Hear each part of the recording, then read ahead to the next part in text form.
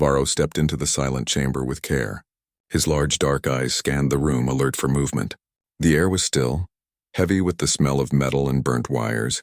The ship was broken, its walls torn by impact, its lights dim and flickering.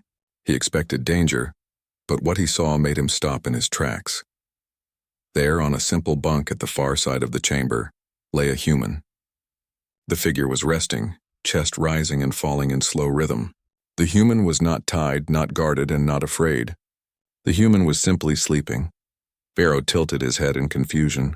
Among his people, sleep was never shown before others. To rest in the presence of a stranger was considered foolish. But this being, fragile in appearance, lay calmly as if the world could not harm them. He took a slow step closer. The human's face was relaxed, lips curved in the smallest of smiles. Even in slumber there was no fear. Varro whispered to himself in his own language, "How can this creature rest in the middle of ruin?" He moved around the chamber, inspecting the wreck. Pieces of equipment lay scattered. A half-broken helmet was on the floor. A cracked screen blinking weak lights, and strange objects he could not name were spread across the table. Yet none of this drew his attention as much as the sleeping human. Varro thought back to his training. His leaders had always spoken of humans as unpredictable beings. Some called them reckless. Some called them weak. Yet here was one calm in the face of disaster. He wondered if it was a trap. Perhaps the human was awake but pretending. Varro leaned closer, his long ears twitching. He listened. The slow, steady sound of breathing told him it was real sleep.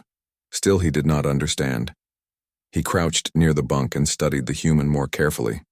The body was smaller and lighter than his own. The skin was pale from exhaustion, but there was strength hidden beneath.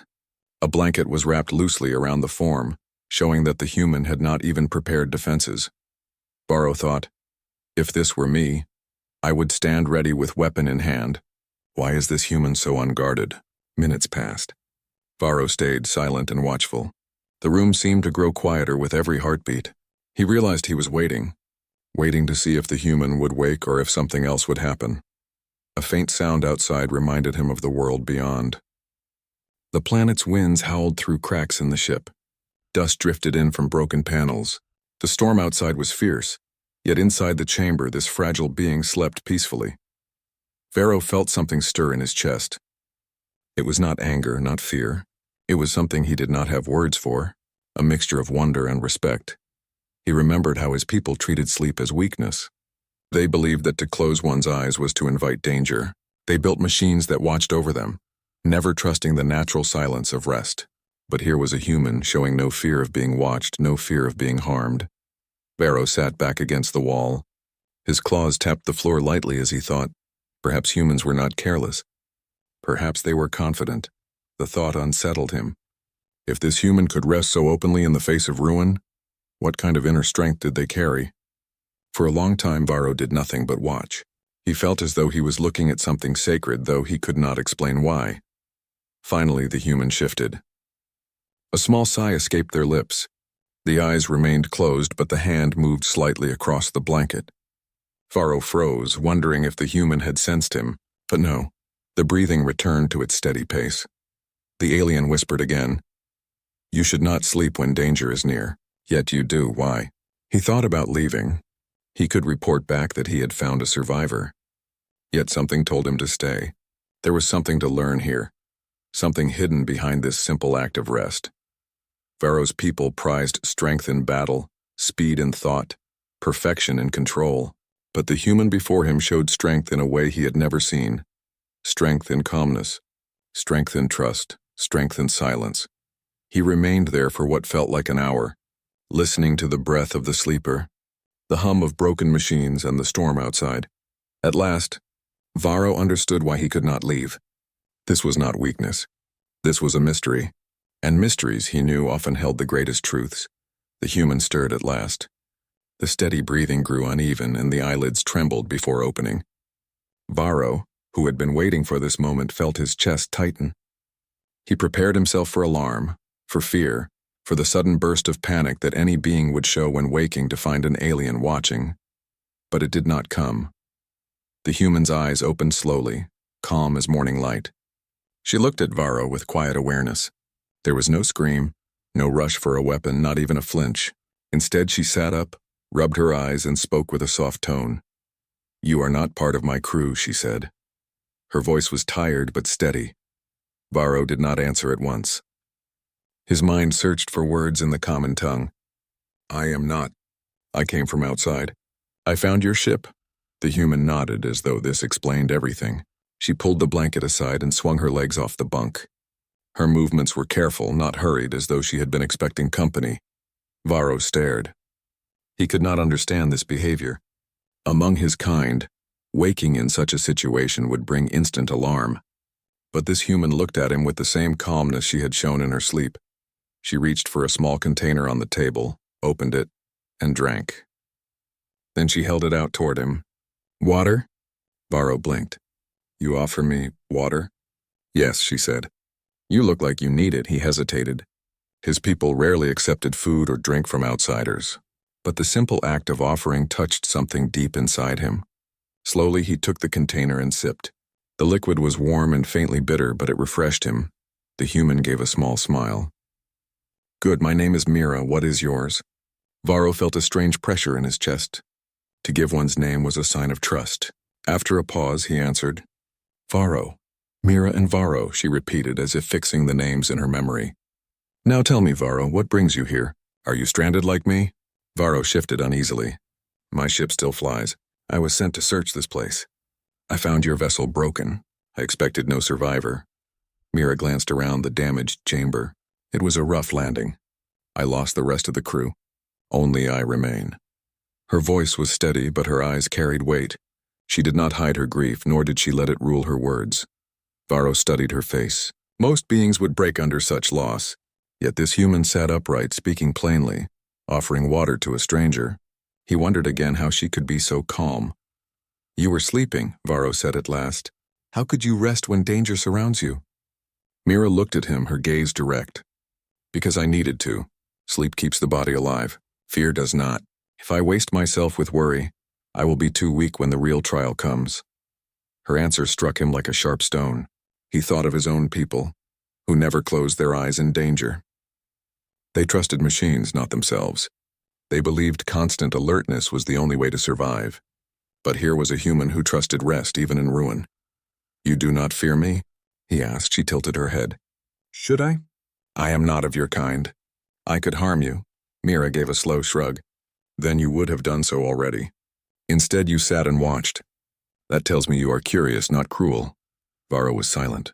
Her words revealed more than he wished to admit. Mira stood and stretched her arms. Though her body showed signs of exhaustion, there was strength in the way she carried herself. She walked to a panel on the wall and pressed a switch. The light flickered, then steadied faintly. "Much of this ship is broken," she said, "but there are still systems I can use. If I keep working, I might send a signal. If not, I will find another way." Varro followed her with his eyes. "You are alone? How do you hope to endure?" She turned, smiling faintly. "Humans have always endured. It is what we do. When the sky burns, we find shelter. When the ocean rises, we build boats. When fire falls, we carry water. Alone or together, we keep moving forward." Varro felt a shiver along his skin. Her words were not boastful. They were spoken with the certainty of one who had lived through storms before. He wanted to argue, to say that strength comes from numbers, from weapons, from flawless design. But looking at her, he could not. There was something unshakable in her presence. Mira walked back to the bunk and sat down again, motioning for him to take the chair nearby. "You are welcome here," she said. "Sit, rest if you need. We will need our strength." Varro sat, though unease stirred in him. He had meant only to scout, to observe, to report. But now he was caught in a web he could not name. This human, alone in ruin, had made him feel like a guest.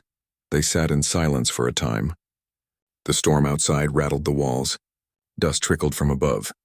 The ship groaned under its own weight. Yet Mira's calmness seemed to push the danger back, as though her will alone kept the chamber steady. At last, Varro spoke. "Your people, do they all face danger like this?" Mira gave a soft laugh. "Not always. Some fear, some break, but many endure. That is how we reach the stars. Not by being the strongest or the fastest, but by refusing to stop. Even when all seems lost, we find a way." Varro lowered his head. He thought of his people again, their endless pursuit of safety and control. They would not understand this human. But perhaps that was why he needed to stay. To understand her and through her understand humanity. He looked up. I will remain for now. Perhaps we can help each other. Mira nodded as if she had known he would say that. Good. Then we are no longer alone. Varro leaned back, still uncertain but drawn by a force he could not resist. He had come expecting weakness but found something else entirely. Something he needed to see more of. The storm outside roared louder, but inside the chamber 2 survivors sat together. And for the first time since the crash, Mira's eyes softened. She was no longer only a lone human. She was a teacher, and Varro was ready to learn. The day passed slowly inside the broken ship. The storm outside refused to end, its winds pushing dust and sand against the metal walls. Varro sat in silence, watching the human named Mira work with the pieces of her damaged vessel. She moved with patience, checking panels, pressing switches, and gathering supplies. Each action seemed simple yet filled with purpose. Varro did not understand why she kept trying. The ship was broken beyond repair. No signal reached the sky. The power core hummed weakly, ready to fail at any time. To him, her work seemed hopeless. But Mira did not stop. When she finally stepped back, she sighed and set her hands on her knees. No use for now, she said. The systems will not answer. Varro tilted his head. Then why do you keep working? If it is broken, leave it. Wait for rescue. Mira looked at him for a long moment. Because waiting without trying is the same as giving up. And giving up is something humans do not accept. Her words stirred in Varro's mind. He had heard of species that surrendered when faced with failure. His own people often placed their lives fully in the care of machines. If the machines broke, they simply waited for others to save them. But Mira's voice held something different, something he could not name. She pushed herself up and walked toward a storage crate. Pulling it open, she brought out a small bundle. Inside was a handful of sticks, bits of cloth, and a strange metal tool. She carried them to the center of the chamber and knelt. What are you doing? Varro asked. Making fire, Mira said simply. Varro blinked. Fire, why? For warmth, for light, and for food. Without fire, we do not last long. He leaned closer, fascinated. But you have machines. Why use such old ways? Mira smiled faintly. Because machines fail. Fire does not. Fire is the oldest friend of humankind. We learned it before we built ships, before we made cities, before we had tools. It is simple, but it keeps us alive. With careful hands, she arranged the sticks, struck the tool, and soon a spark caught the cloth. Flames rose, small but steady. The orange light filled the chamber, pushing away the shadows. The warmth spread quickly, softening the cold air. Varro stared, his eyes wide. It is beautiful. Yes, Mira said softly. But more than that, it is survival. Fire is our teacher. It burns, but it also protects. It destroys, but it also gives life. To control fire is to turn weakness into strength. She held her hands close to the flame, letting the heat reach her skin. Varro watched in silence, the glow reflected in his eyes. In his world, fire was feared. His people used controlled energy, machines that never flickered or failed. They had long abandoned the old ways. Fire was seen as dangerous, wild, something only the careless would touch. Yet here was a human, treating it with respect, not fear. Mira reached into another crate and pulled out a small container of dried food. She placed pieces on a flat metal surface and held it over the flame. Soon the smell of cooked food filled the chamber. You eat like this? Varro asked. Always, Mira said. Cooking makes food safer, stronger. It keeps us alive in places where raw food would fail us. Varro thought of his own people again. They ate what their machines prepared. They trusted systems to clean and shape their meals. None of them would think to light a fire for survival. Your people, he said slowly, they still use fire even in the stars? Always, Mira answered. It is part of us. We carry it wherever we go. In our homes, in our ships, in our hearts. Fire is more than a tool. It is a symbol. It means we will not let the dark win. Varro sat back, his mind turning. He had come to see humans as fragile. Yet here was a truth he had never been told. Fragile creatures did not tame fire and carry it across the void of space. Fragile creatures did not take danger and turn it into life. Mira handed him a small piece of the cooked food. Eat, she said. He hesitated, then accepted. The taste was strange but filling. The warmth of the meal spread through his body, deeper than the warmth of the flame. They ate in silence for a time. The fire crackled softly, the storm outside howled, and the broken ship groaned. Yet inside, the chamber felt alive with light. At last Varro spoke. "Why do you show me these things?" "I am not of your kind." Mira looked at him calmly. "Because sharing knowledge is survival too. If I keep it to myself, it ends with me. If I share, it spreads. That is how humans endure. Alone we fall, but together we rise." Her words struck deep. Varro thought of his own people again. They guarded knowledge, kept secrets, trusted only their own kind. But here was a human, giving freely, even to an alien she had just met. The firelight danced across Mira's face. Her eyes glowed with quiet strength. Varro realized she was teaching him more than survival. She was teaching him how humans saw the universe, not as something to fear, but as something to challenge, to endure, to overcome. As the flames grew lower, Mira fed them with more sticks. "You see," she said softly, "humans do not survive because we are the strongest. We survive because we adapt. We find tools, we learn, we share. We light fires in the dark." Varro nodded slowly. For the first time, he felt the meaning of her words. He understood why she had slept so calmly when he first found her. It was not weakness. It was trust. She trusted her own spirit, her own endurance. He whispered, almost to himself, "Perhaps humans are not fragile at all." Mira smiled, though she did not answer. She simply watched the fire, the ancient flame that had carried her kind through countless ages. And in that quiet moment, Varro knew he was no longer only an observer. He was a student. The alien who had feared weakness now sat before the oldest lesson of humankind, the lesson of fire. The storm outside grew stronger as the days passed. The winds howled like living creatures, throwing dust and stones against the broken ship. Each strike echoed through the chamber like drums of war. Varro could feel the walls trembling. He knew the vessel would not last much longer. Inside, Mira moved with steady hands. She gathered supplies, checked the weak power cells, and placed what little food remained into a bag. Her face showed signs of exhaustion, yet her eyes were clear. She was planning, not surrendering. Varro sat near the fading fire and watched her. "The storm grows worse," he said. "We cannot remain here." Mira nodded. "I know. The ship will not protect us much longer. We must leave before it breaks." Her words filled Varro with unease. To leave the ship meant facing the storm. The winds outside were strong enough to tear metal from its frame. The air was thick with dust and poison. His mind told him it was foolish. Yet Mira spoke as though it was the only choice. "How will we survive out there?" he asked. "By moving," she replied. "By finding shelter. If we stay, we are already lost." Varro studied her calm face. Fear touched him, but she carried none. He wondered again what gave humans such strength. When the storm grew quiet for a short moment, Mira acted.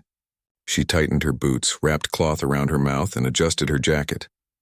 Then she handed Varro a spare piece of cloth. "Cover your face," she said. "Do not breathe the dust." He obeyed, though his hands shook. Together they stepped toward the broken door. The air that rushed in was heavy with grit, making the eyes water and sting. The ground shook as the wind howled. Mira stepped forward first. She leaned into the storm, each step slow but strong. Varro followed, his long limbs struggling against the pushing air. The storm wrapped around them like a beast trying to swallow them whole. For hours it felt like they moved in circles. Dust clouded every direction. The sun was hidden. The sky was nothing but red and brown waves. Varro stumbled more than once, but each time Mira reached out, catching his arm, pulling him forward. At one point, a sharp gust knocked Mira to the ground. Varro cried out, rushing to lift her. Blood marked her cheek where a stone had struck. Yet she did not complain. She pressed her hand against the wound, stood up, and pushed forward again. "You are hurt," Varro said. "It is nothing," Mira answered. "Keep moving." Her voice held no weakness. It carried command, steady and firm. Varro obeyed. The hours dragged. Their bodies grew heavy, their lungs burned, and their steps slowed. Still Mira guided them, always choosing the path with the most cover, always scanning for shelter. Finally, they found a cluster of sharp rocks rising from the sand. A narrow gap between them offered a small cave-like space. Mira pushed inside first, then pulled Varro in after her. The moment they were sheltered, the difference was clear. The roar of the storm grew distant. The air was still heavy, but the rocks shielded them from the worst of it. Both collapsed against the wall, gasping for breath. Varro pressed his hand to his chest, his body trembling. We should have stayed in the ship. At least there was a wall between us and death. Mira shook her head. The ship was a coffin. Out here we still have a chance. Her words struck him again. She did not see danger as final. She saw it as something to fight, something to endure. When darkness fell, the storm did not stop. The winds raged outside their small shelter. The rocks shook under the endless force. Mira used the little fuel she had left to light a small fire at the entrance. The flames flickered but held. Varro sat across from her, staring into the light. "Why do you keep fighting?" he asked at last. "Why do you not wait for rescue like my people would?" Mira's face softened. "Because rescue may never come. If I wait, I place my life in the hands of others. If I move, I keep my life in my own hands. That is what humans believe." Varro looked down, ashamed of his fear. He had followed Mira only because she commanded it. But now he saw the truth. She was not only guiding him through the storm, she was showing him another way to live. The night was long. At times the rocks shook so hard Varro thought they would fall. Mira was hurt, her cheek still bleeding, her body bruised, but she never closed her eyes to despair. Instead, she spoke to him of Earth, of mountains that cut the sky, of oceans that swallowed ships, of deserts that burned hotter than this storm. "We learned to live in places that tried to kill us," she said. "That is why I do not give up here." Her stories filled the cave with images of endurance. Varro listened, his fear slowly changing to something else: admiration. When dawn finally broke, the storm began to weaken.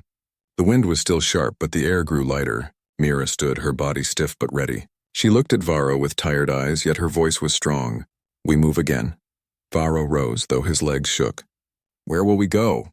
"Anywhere the storm cannot reach us," she said. "If we keep moving, we will find a place. If we stop, we will never know." Together they stepped out into the pale light. The land was scarred, filled with broken rocks and deep cuts where the storm had carved the ground. But above, the sky was clearing. Varro walked beside Mira, his heart heavy yet filled with new fire. He realized that while his people measured strength and control, humans measured it in survival. He looked at Mira, her face scarred and weary, yet still guiding. She was hurt, but she moved forward. She was tired, but she carried hope. And in that moment, Varro knew the truth. This human was not only surviving for herself, she was carrying him too. Without her, he would have been lost to fear. With her, he had endured the trial of survival. As the two figures moved into the clearing light, the storm behind them roared its last breath. The land ahead was unknown, but Mira's steady steps made it seem less frightening. Varro followed, no longer with doubt, but with trust. He had entered the storm as a watcher of humans, but he emerged as a believer. The trial had taught him what no words could. Humans endure not because they are unbroken, but because they rise even when broken. The storm was gone, but its memory lingered in the land. The ground was scarred with deep cuts, rocks were scattered across the plain, and the air still carried the taste of dust. Mira and Varro walked side by side, their steps heavy yet steady. For many hours they moved without speaking. The silence was not empty. It was filled with the weight of survival. They had walked through death together, and that bond needed no words. At last Mira stopped near a ridge of stone. She raised her hand and pointed. "There," she said. Varro followed her gaze. In the distance, past the broken earth, stood a tall structure of black metal half buried in the sand. Its shape was strange, but Varro recognized it. It was not human design. It was a beacon, placed long ago by travelers who had passed through the system. "A shelter," Varro said. "It may still work." Mira gave a small nod. "Then that is where we go." They pressed on. The walk was slow, for both carried wounds from the storm. Mira's cheek still bled from the stone cut, and her leg limped from a fall. Varro's limbs ached, his chest heavy with dust. Yet neither stopped. Each step was taken with the same quiet strength. When they reached the beacon, Mira pushed against the door. At first it did not move. Then, with one final effort, the metal groaned open. Inside was a narrow chamber lit by weak blue light. The air was dry but cleaner than the storm outside. They collapsed on the floor, breathing heavily. For the first time in many days, they were safe. Varro leaned his head back against the wall and closed his eyes. He thought of his people far away, living in perfect cities where storms never touched them. They believed themselves stronger because they avoided hardship. But now he had seen something different. Strength was not in avoiding danger. It was in facing it and rising again.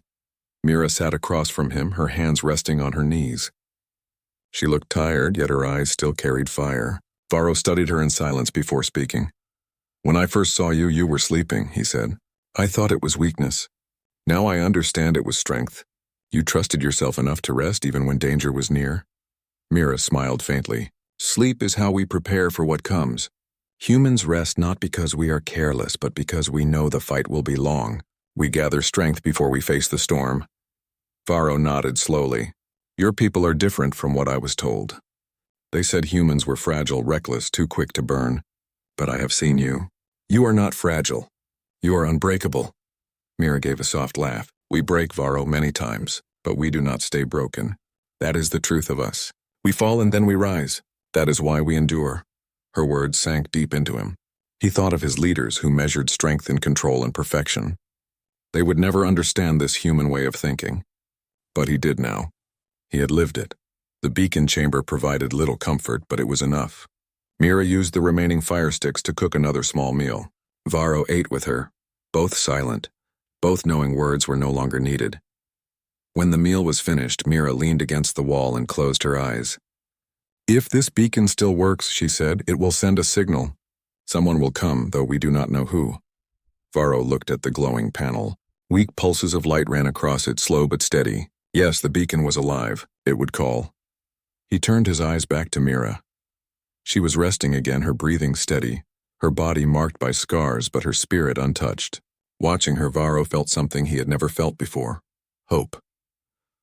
Hours later, as the beacon hummed, Varro spoke again, his voice quiet. "When I return to my people, I will tell them of you. They must know that humans are not weak.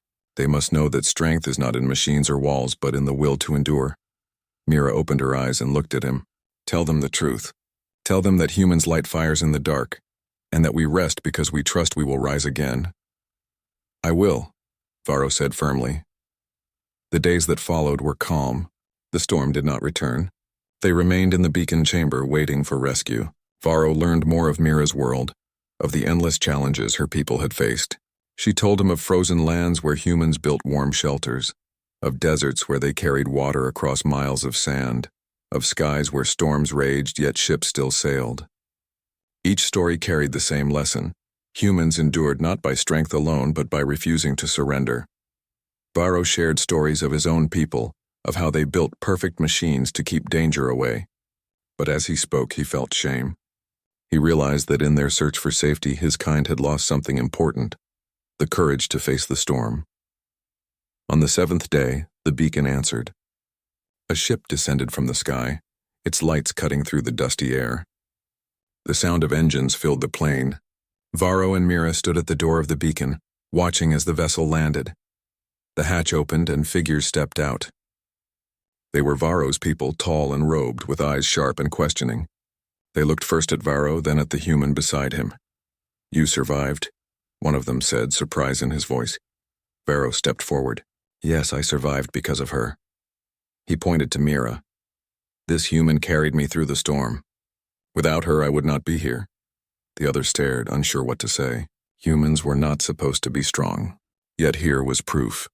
Mira stood quietly, her eyes calm, her hands steady at her side. She did not boast, did not claim victory. She simply watched as though waiting for the next challenge. Varro turned to his people. His voice grew firm. "Remember this. Strength is not found in walls or machines. It is found in will. Humans carry this strength. They rest when others fear. They rise when